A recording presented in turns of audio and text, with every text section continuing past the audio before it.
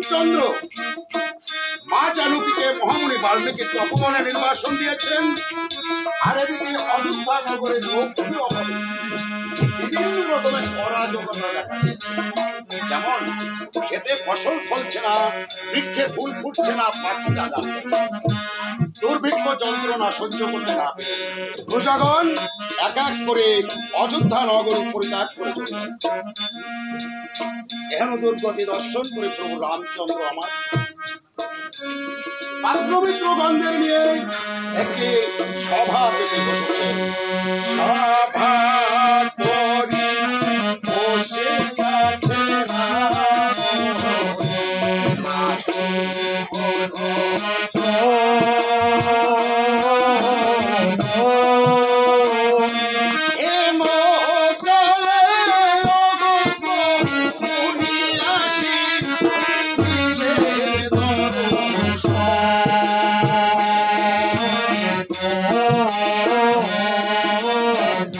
করি বসে প্রভু রামচন্দ্রের সভায় এসে যখন উপস্থিত হয়েছে, প্রভু রামচন্দ্রকে মহামুনি অগস্ত্যের চরণ বন্দনা করে বসবার জন্য একখানা কুশাসন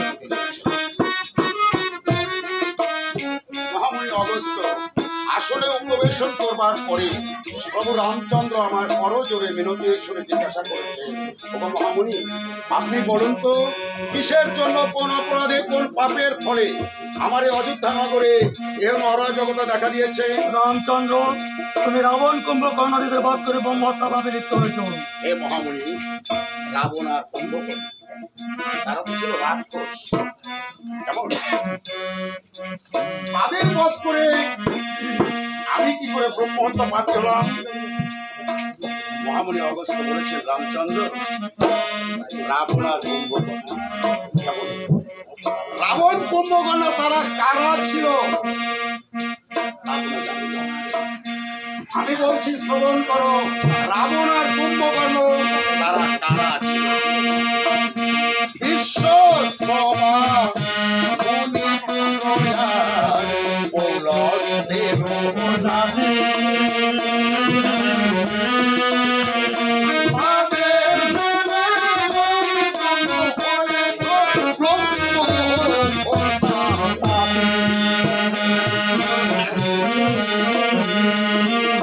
রামচন্দ্র বিশ্বশ্রমা মুনির পুত্র আর পৌলস্ত্য মুনির নাতি রাবণ আর কুম্ভকর্ণ। তা কি করে জানো? এরা পূর্ব জন্মে ছিল জয় আর বিজয় নামে। জয় বিজয় নামে এরা স্বর্গে শ্রীহরির দ্বারের দ্বারী ছিল। সনদ সনাতন মুনি ঋষিগণের অভিশাপে এই মর্তধামে এসে ভীষণ রাক্ষস প্রেমের জন্ম।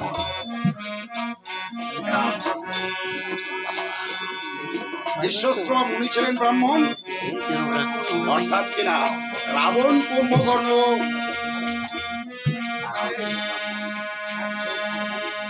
অর্থাৎ কিনা রাবণ কুম্ভকর্ণ ব্রাহ্মণ। রামচন্দ্র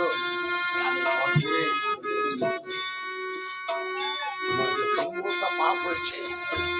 প্রভু রামচন্দ্র আতঙ্কে সেরে করজোরে বলেছে, মহামুনি আপনি তাহলে বলে দিন কি করলে আমি পাপ থেকে মুক্তি পেতে পারি?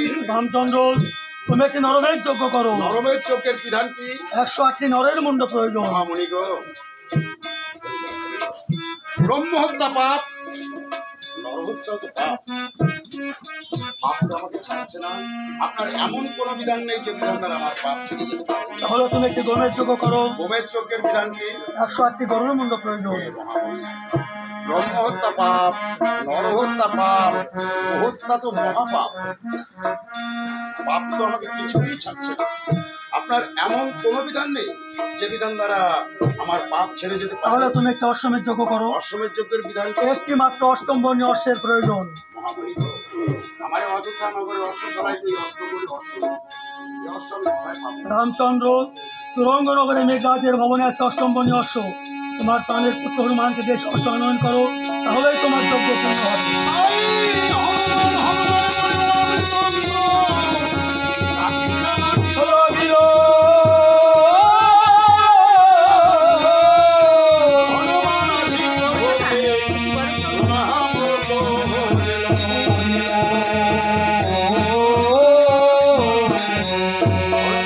প্রভুকে প্রণাম জানিয়ে বলেছে প্রভু আমাকে স্মরণ করেছেন। প্রভু রামচন্দ্র বলেছে হনুমান আমি রাবণ ব্রহ্মকর্ণ প্রকৃতির রাক্ষসদের বধ করে আমি ব্রহ্মহত্যা পাপ লিপ্ত হয়েছি। আর এই পাপ থেকে নিষ্কৃতি পেতে হলে আমাকে করতে হবে একটি অশ্বমেধ যজ্ঞ। আর এই যজ্ঞের প্রয়োজন একটি অষ্টমণি অশ্ব। হনুমান তুরঙ্গনগরে মেঘরাজের ভবনে আছে এই অষ্টমণি অশ্ব। অনতি বিলম্বে তুমি একটি অশ্ব আমার জন্য সংগ্রহ করে নিয়ে এসো। হনুমান প্রভু আজ্ঞা পালনার্থে প্রভুর শ্রীচরণে প্রণাম জানিয়ে অশ্ববাহন যাত্রা করেছে তুরঙ্গ।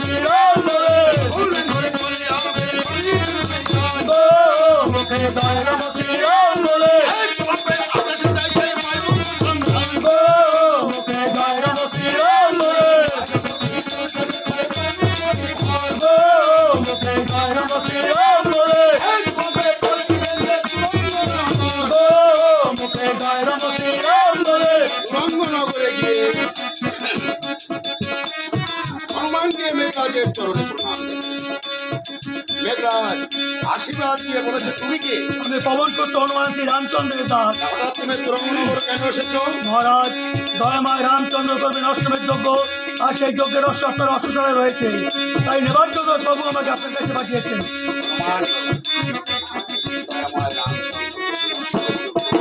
আর সেই যজ্ঞার সময় কি সৌভাগ্য আমার হনুমান যে প্রভুর সেবায় কিন্তু অধিকার আমি পেয়েছি। হনুমান আমার অশ্বশালায়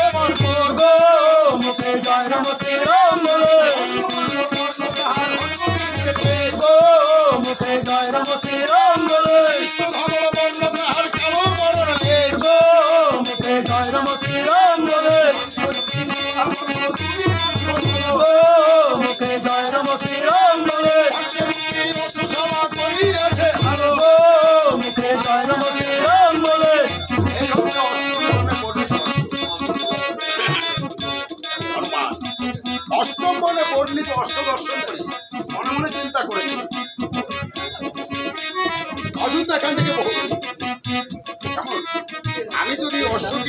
পায়ে হেঁটে যাই, কেমন?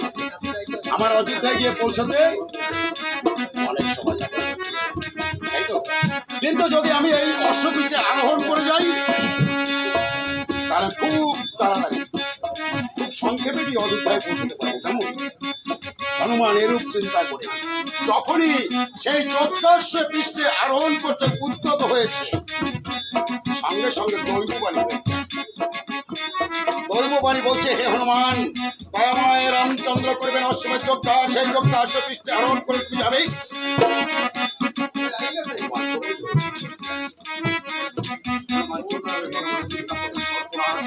আমি তো মহাপাপ করতে চলেছিলাম, আমার প্রভুর নামের যোদ্ধা, তাহলে অশ্ব আমি কি করে নেব?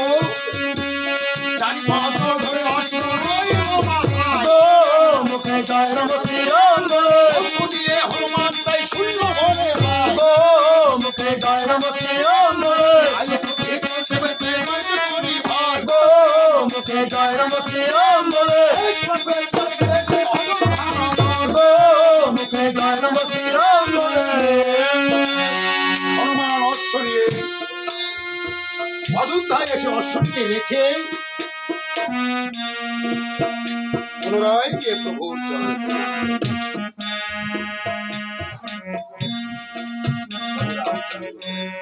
হনুমানকে আশীর্বাদ করে বলেছে, হনুমান তোমাকে আরো একটি কাজ করে দিতে হবে। কাজ প্রভু? ও হনুমান, চতুর্দিকে যত মুনি ঋষিগণ আছে, কেমন, সকলকে নিমন্ত্রিত করে দিতে হবে। হনুমান তখন ভাবাবেগে বলেছে, হে প্রভু, আমি যে আপনার দাস,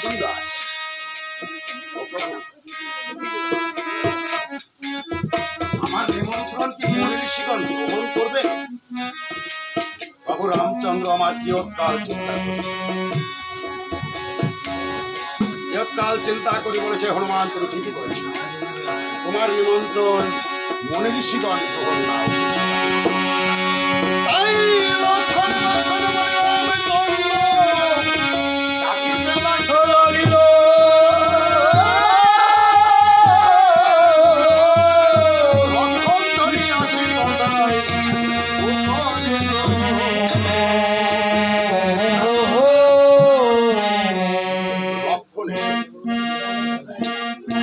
নতজানু হয়ে দাঁড়িয়ে মৃদু কণ্ঠে বলেছে, দাদা আমাকে স্মরণ করো।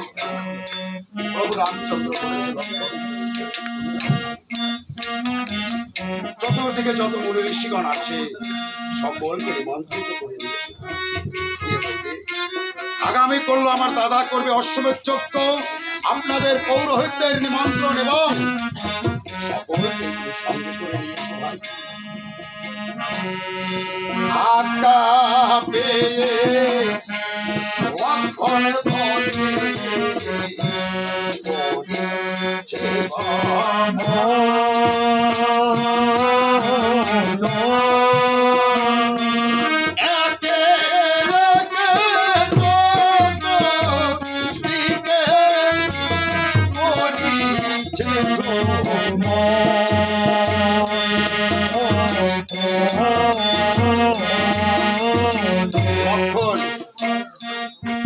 চতুর্দিকে ভ্রমণ করেও মুনি ঋষিগণদের না পেয়ে অবশেষে নর্মদা নদীর সমস্ত মুনি ঋষিগণ নর্মদা নদীর তীরে নর্মদার জলে তর্পণ করছেন। লক্ষণ ধীর পদক্ষেপে মুনি ঋষিগণদের সম্মুখে গিয়ে নত শিরে করজোরে মৃদু কণ্ঠে মুনি ঋষিগণদের ডেকে বলেছিল, মহামুনিগণ, আগামী করল আমার দাদা করবেন অশ্বমেধ যজ্ঞ, আপনাদের পৌরোহিত্যের নিমন্ত্রণ এবং আমি সঙ্গে করে নিয়ে যেতে এসেছি। লক্ষণ, তোমার নিমন্ত্রণ আমরা পেয়েছি, কিন্তু আমাদের মধ্যে যে একজন মুনি নেই। কোন মুনি নেই? মহামুনি বাল্মীকি নেই। তিনি কোথায় থাকেন? চিত্রকূট পর্বতে। মহামুনিগণ, চিত্রকূট পর্বতে গিয়ে মহামুনি বাল্মীকিকে এনে আগামী করলে কি যজ্ঞে ভর্তি হওয়া সম্ভব নয়। তিনি যত বড় মন্ত্রোচ্চারণ করবেন পারিশ্রমিক দ্বিগুণ পেলে করতেও পারি। তাহলে আপনারা আমার সঙ্গে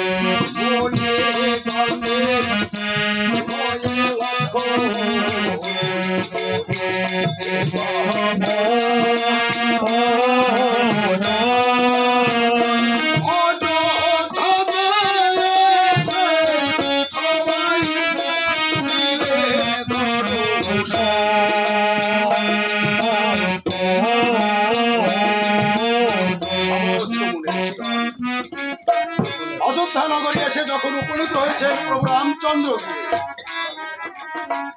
মুনি ঋষিগণের চরণ বন্দনা করে সমস্ত মুনি ঋষিগণের বসবার জন্য শাসন পেতে দিয়েছেন।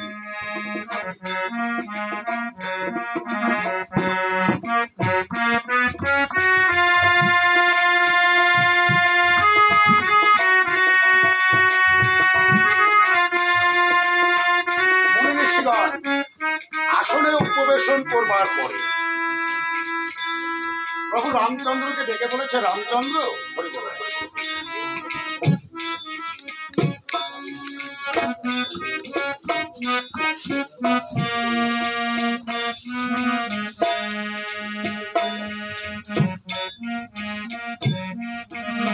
রামচন্দ্র আগামী করলো যোগ্য, কেমন আগামী করলো যদি যোগ্য হয়, আজ তো সেই যজ্ঞের অধিবাস। যাও রামচন্দ্র, তুমি তোমার যজ্ঞেশ্বরীকে নিয়ে এসো, আমরা যজ্ঞের অধিবাস করবো। ওগো মহামুনিগণ, আমার যজ্ঞেশ্বরীকে আমি জন্মের মতো মহামুনি বাল্মীকির তপোবনে নির্বাসন দিয়েছি। যদি আপনাদের অন্য কোনো বিধান থাকে, সেই বিধান দ্বারা আমার যজ্ঞ পূর্ণ করুন। রামচন্দ্র, শাস্ত্র মতে যদি যজ্ঞ করতে হয়,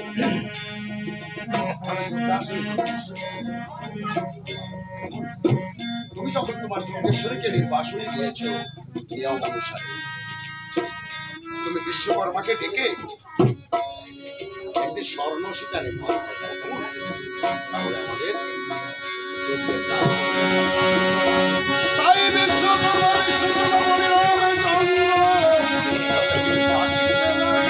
লাগিল।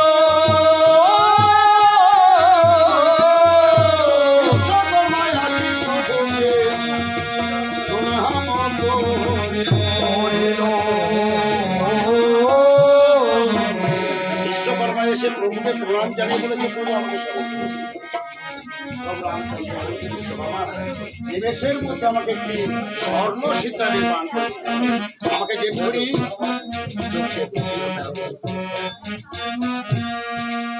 প্রভু আজ্ঞা পালনার্থে বিশ্বকর্মা বেশ ভূষা আর অলঙ্কার সহ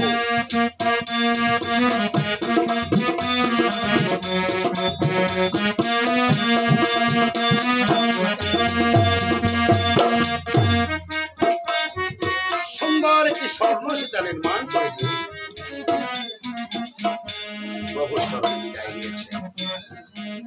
আর এদিকে সেই স্বর্ণ সীতা বামে রাখি প্রভু রামচন্দ্র যখনই গিয়ে যজ্ঞাসনে যজ্ঞে ব্রতী হয়েছে, সঙ্গে সঙ্গে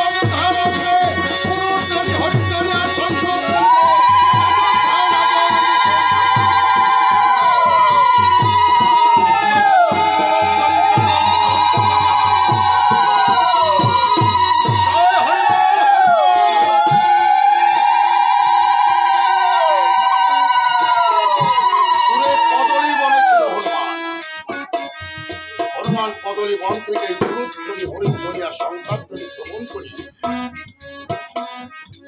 যজ্ঞাস্থলের দিকে তাকিয়ে দেখতে পায় বসে আছে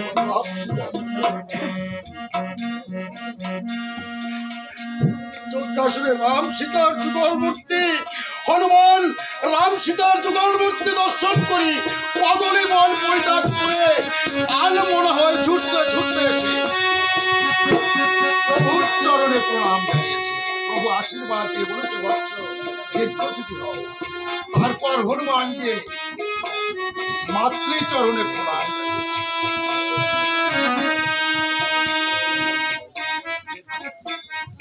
কিন্তু মা কোন কথা বলছে, হনুমানকেও আশীর্বাদ করছে।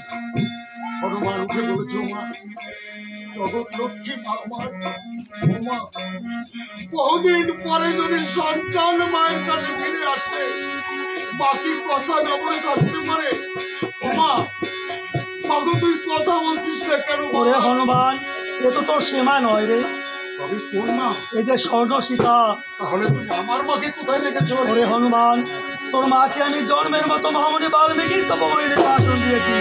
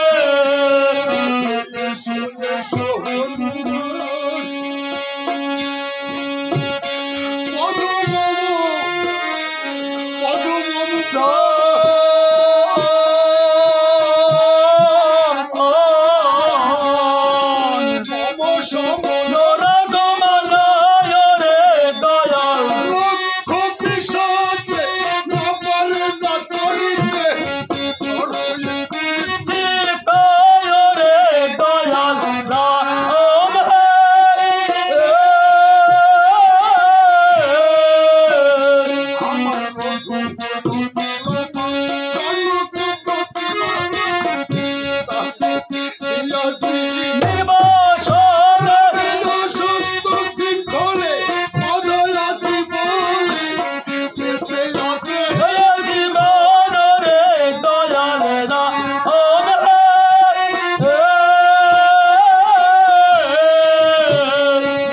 বিকিরে দাসত্ব বিকিরে প্রভুত্ব বিকৃত জীবন রে দয়াল কেন ভুবনে জীবনে মরণ হয় না রে দয়াল না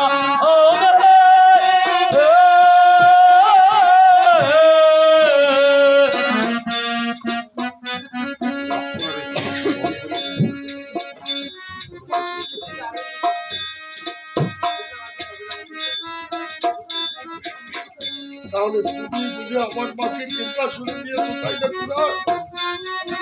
ও খুড়া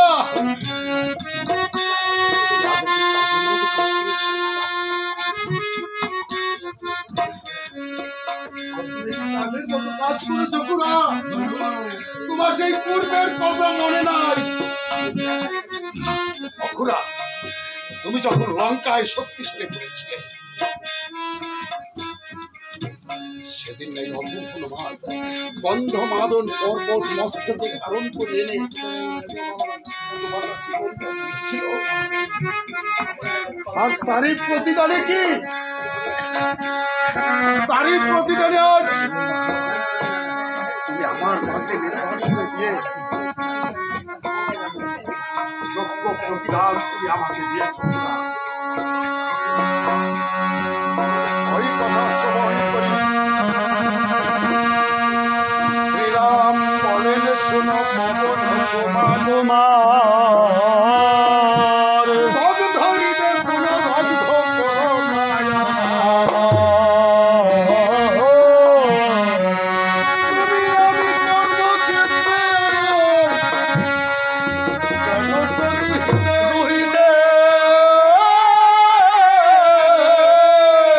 আমরা তিনজন এসেছি জুড়ে কর্মশিক্ষা কোন দোষে বলে গেল সেই সতী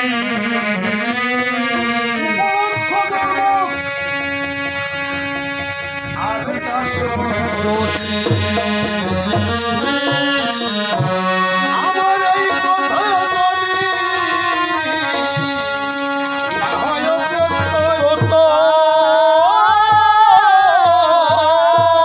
অগস্ত্য মহামুনি বলিলেন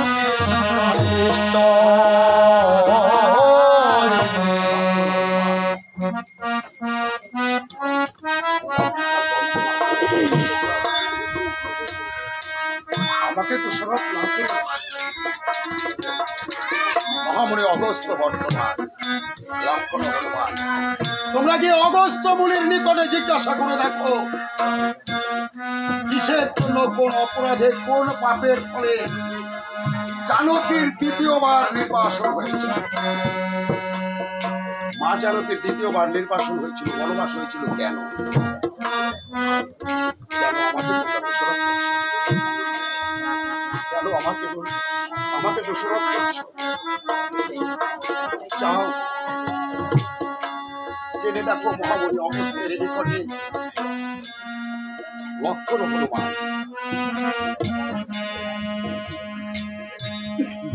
দেহ পদক্ষেপে মহামুনি অগস্ত্যের সম্বন্ধে পর্বতের মিলিত আপনি বলুন তো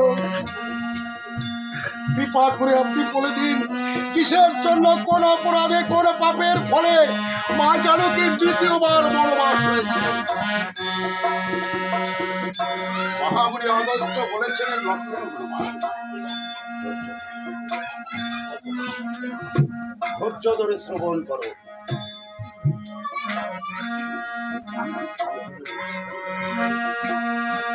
আমি সংক্ষেপে বলে যাচ্ছি, জানকীর দ্বিতীয়বার বনবাস হয়েছিল, তাই মহামুনি অগস্ত্য বলেছেন আমার আহারে পঞ্চবর্ষ সীতা ছিল সখী কন্যার সঙ্গে সীতা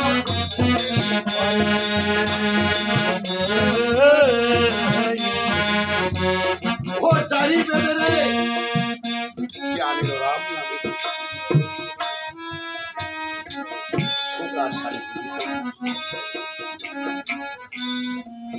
সুখ সারি দুটি পাখি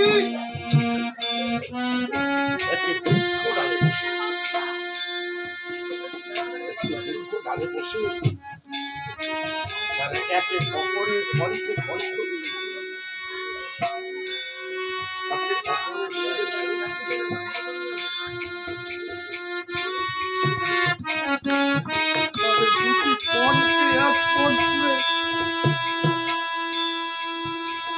তাদের দুটি মনকে এক মন করে মধুর সুরে মধুর তারে গেয়ে চলেছে মধুর রাম গুণাগু হরি বল মনে হরি বল আমার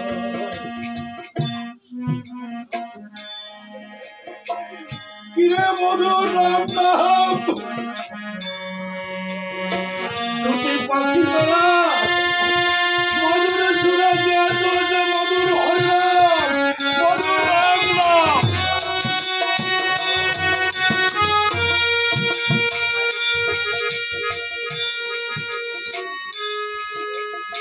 ওই রাম গুণাগুণ কীর্তন শুনি রাম গুণাগুণ কীর্তন শুনে ভেসে এসেছে মা চালকের পরলোক মা চালকে নিষ্কলক নয়নে সেই বৃক্ষ পানে তাকিয়ে সেই মধুর রাম গুণাগুণ কীর্তন শ্রবণ করছে আস্তে আস্তে মা চালকের দুনয়ন দিয়ে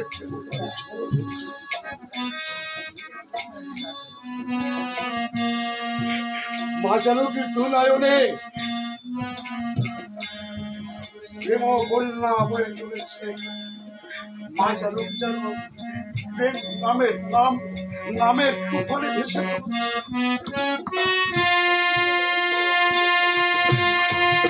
মা চালক যেন আমার রাম নামের প্রেম সাগরে ভেসে যাচ্ছে মা চালকি উন্নয়নী হয়ে গেছে পাগলিনী হয়ে গেছে উন্নয়নী পাগলিনী যায়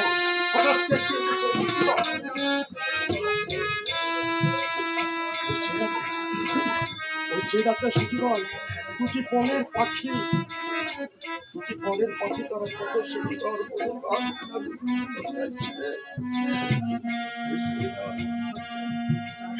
ওরা বনের পাখি হয়ে ওরা গাইছে মধুর হরিনাম ওরা গাইছে মধুর রাম নাম আর আমরা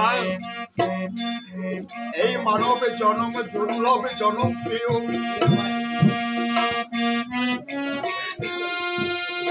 গাইতে পারিনি মধুর হরিনাম গাইতে পারিনি মধুর রাম নাম হায় রে মানব জনম এই দুর্লভ জনম পিতাই গেল রে এই মানব জনম চোখে করলে ওরা যদি গায়ে মধুর হরিনাম আর আমরা ওই নামের পাষাণ মন কলিত ওরে যে নামে পাষাণ কলিত হলো রে যে নামের গুণে জলের উপরে ছিল এই মন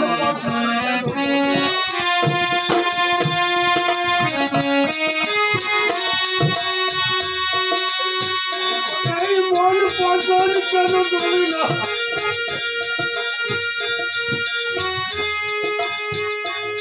হরি বল বল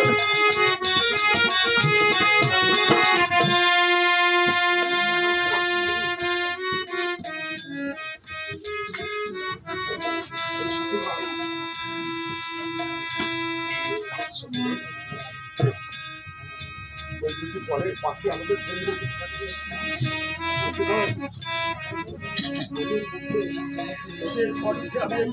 রাম রাম মধুর হরিনাম শ্রবণ করব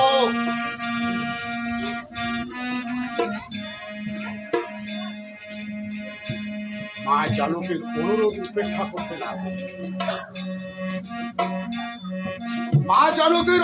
উপেক্ষা করতে না পেরে সখীগণ কৌশল জাল বিস্তার করে সোচ্চারী দুটি পক্ষীকে ধরে এনে মা জানকী দুটি পক্ষীকে পক্ষে জড়িয়ে ধরে মহানন্দে প্রেমানন্দে মা জানকী দুটি পক্ষীকে আলিঙ্গন করছে।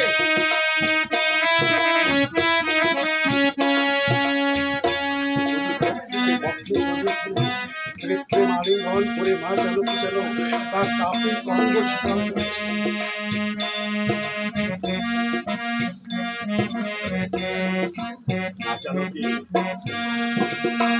আনন্দে আত্মহারা হয়ে আমাদের সহিত অতি আনন্দের সহিত ওই দুটি পক্ষীকে নিয়ে আবার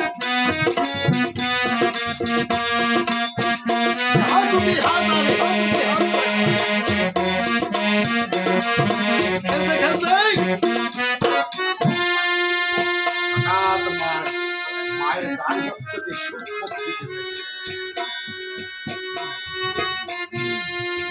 মায়ের ডান হাত থেকে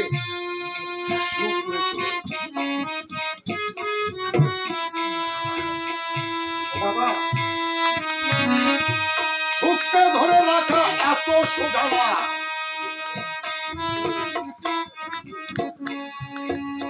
মা হাতের দিকে তাকিয়ে তাকিয়ে মায়ের হাত থেকে সুখ উড়ে চলে যাচ্ছে, বাধা পড়ে রয়েছে।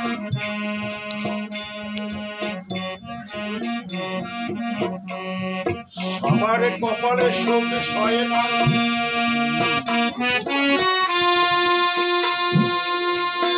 সবার কাছে যে সুখ পায় না, সবার কপালে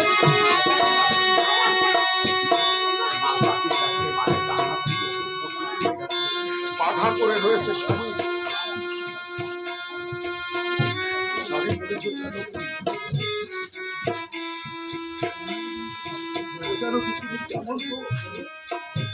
ধরলে আমাদের দুজনকে বোঝানো কি জানকী তুমি আমার স্বামীকে ছেড়ে দিয়েছ, আমার সুখকে ছেড়ে দিয়েছ, এবার তুমি আমাকে ছেড়ে দাও। বোঝানো কি আমাকে আমার সুখের সঙ্গে আমার স্বামীর সঙ্গে যেতে দাও।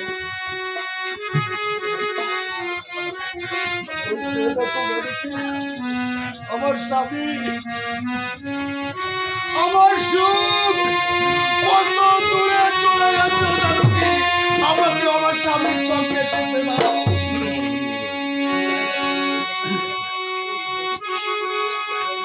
মা জানকী বলেছে দেখো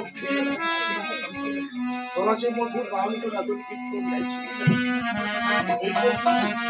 যতদিন আসে গানের আমার জীবন হবে।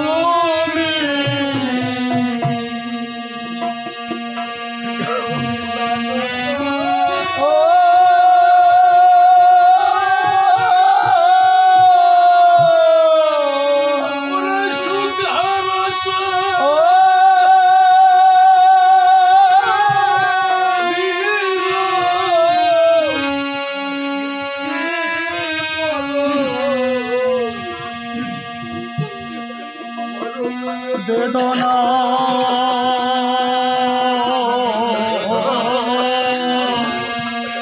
তুমি জানো না,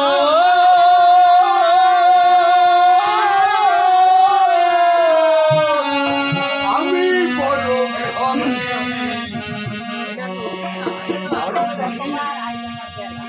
তুমি জনক জনক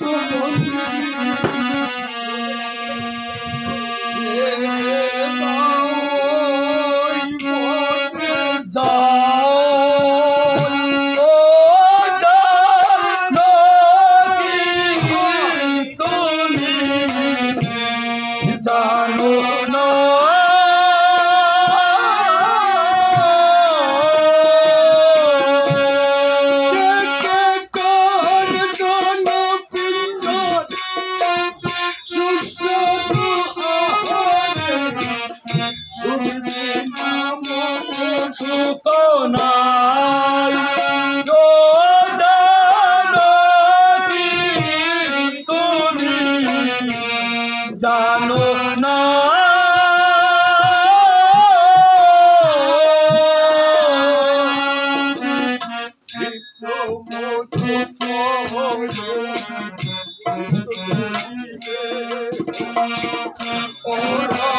পান করিতাম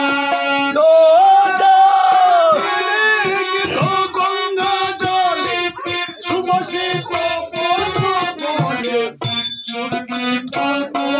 সুখ নাই গো জানো কি তুমি জানো না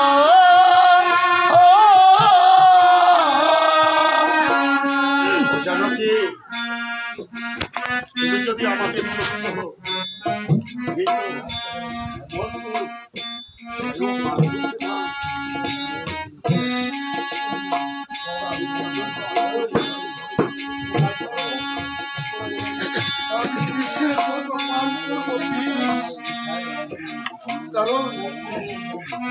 কারণ এখন আমার কাছে আমার সুখ নাই,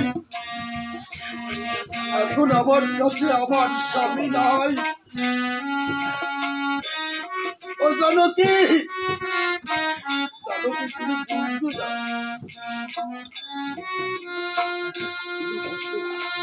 তুমি এখন না পারিকা তো। ও জানো কি তুমি যখন সাবালিকা হবে, যখন তোমার বিবাহ হবে, জানো কি তখন বুঝতে পারবে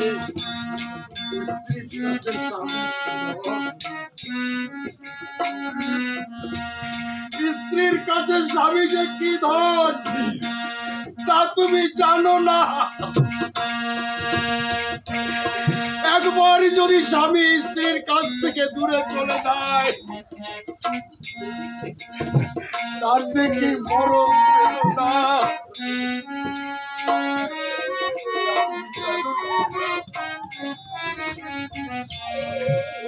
ওই সুখ আমার কাছে কেমন তুমি জানো, যেমন জলে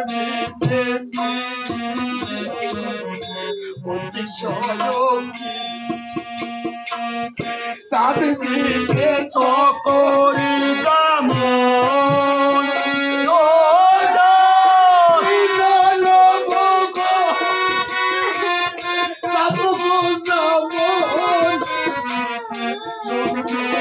সারি কামন জানো কি তুমি জানো না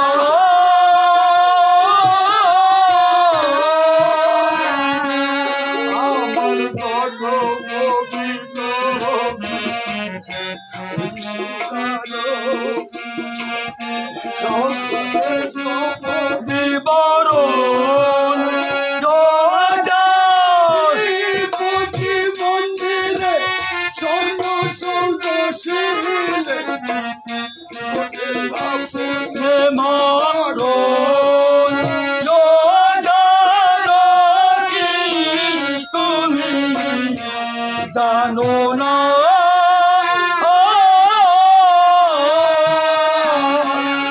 আমি গর্বি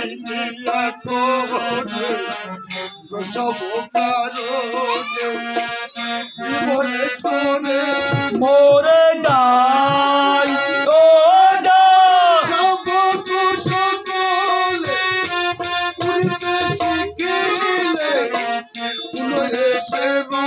তব ঠাই জানো কি তুমি জানো না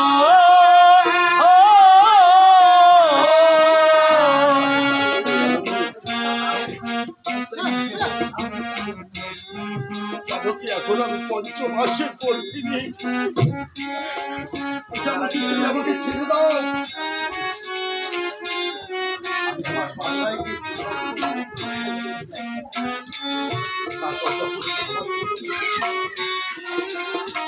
আমার ছোট ছোট শিশুরা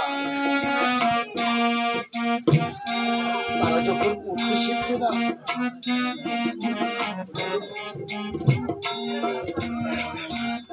আবার না হয় এসে তোমাকে নাম গুণাগুণ কীর্তন শ্রবণ করাবো। মা জানুকে বলেছে তার পক্ষে আমার বিশাল স্বর্ণ অট্টালিকা, এই বিশাল স্বর্ণ অট্টালিকা, এই বিশাল স্বর্ণ অট্টালিকার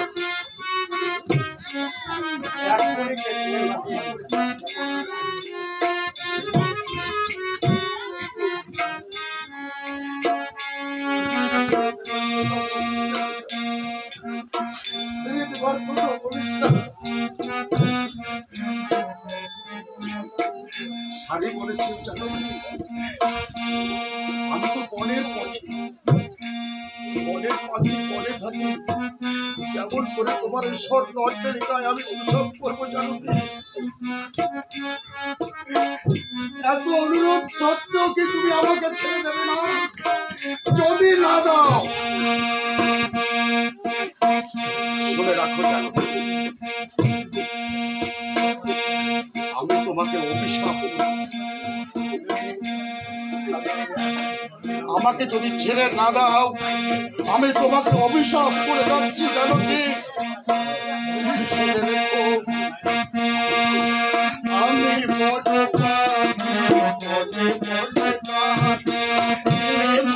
প্রসবের যন্ত্রণা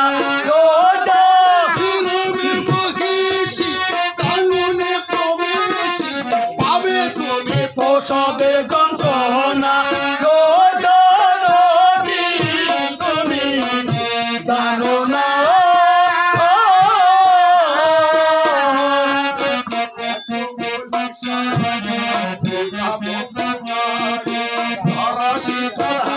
দোলে পরে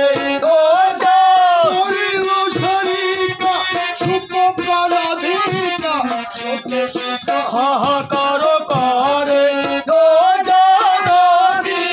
তুমি জানো না।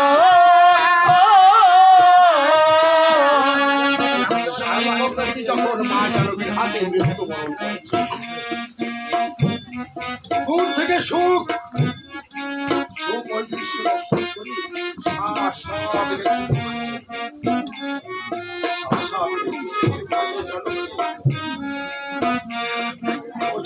কি সর্বনাশ তুমি আমার করেছো জানো কি? চিরদিনের জন্য আমার শাড়িকে আমার কাছ থেকে কেড়ে নিয়ে গেলে। ও জানো কি তুমি আমাকে অঙ্গহীন করে দিলে, আমার শাড়িকে কেড়ে নিয়ে গেলে। শুনে রেখো জানো, আমার প্রধান অঙ্গ থেকে তোমার দেহাই না। আই সত্যে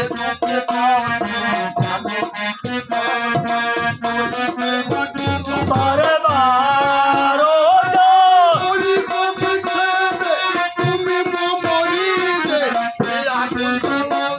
নির্বাণ তুমি জানো না।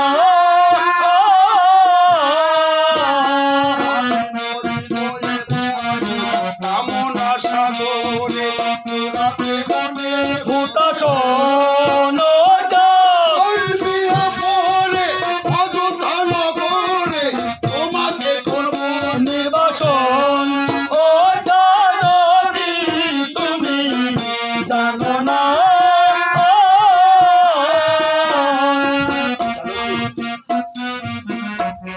এই কামনার সাগর ডুবে মরলে কি হয় জানো? কামনার সাগরে ডুবে মরে সে যা কামনা করে থাকে আর পূর্ণ হয় তার মনস্কাম।